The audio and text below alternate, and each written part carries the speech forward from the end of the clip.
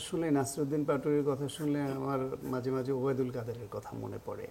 রাজনীতিতে বিভিন্ন দলেই এক একজন বিনোদন দেওয়ার থাকে, এটা থাকতে হয়।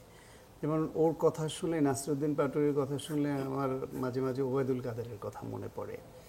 ওকে আমার মনে হয় এনসিপির ওবায়দুল কাদের অনেকটা, এবং সেই জন্য ওবায়দুল কাদেরের অনেকে সংক্ষেপে ওকা ডাকতো।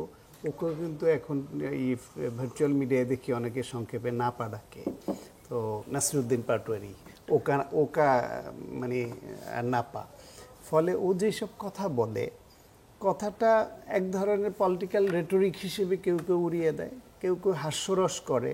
যেমন বিএনপির মৃত্যু ঘণ্টা বেজে গেছে, বিএনপি 40-50টার বেশি আসন পাচ্ছে না, হা ভোটে বিএনপির জন্ম, না ভোটে মৃত্যু, এরকম সব বাণী দিয়েই যাচ্ছে।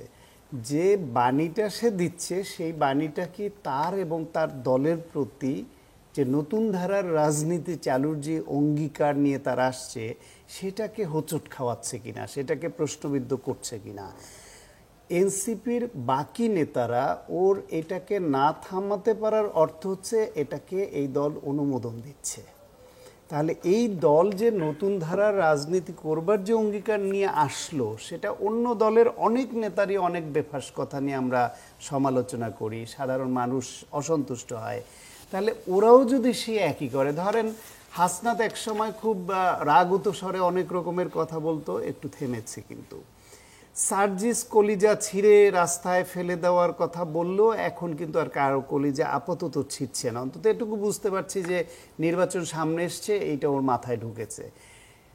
নির্বাচন পরিচালনা কমিটির প্রধানের দায়িত্ব নেওয়ার পরেও যদি নাসির পাটোয়ারির যদি এই বোধটা না আসে যে সে ওবায়দুল কাদেরের মানে একটা রেপ্লিকা হয়ে যাচ্ছে অনেকের কাছে, সেটা ভালো হচ্ছে না, রাজনীতির জন্য ভালো হচ্ছে না, এনসিপির জন্য ভালো হচ্ছে না।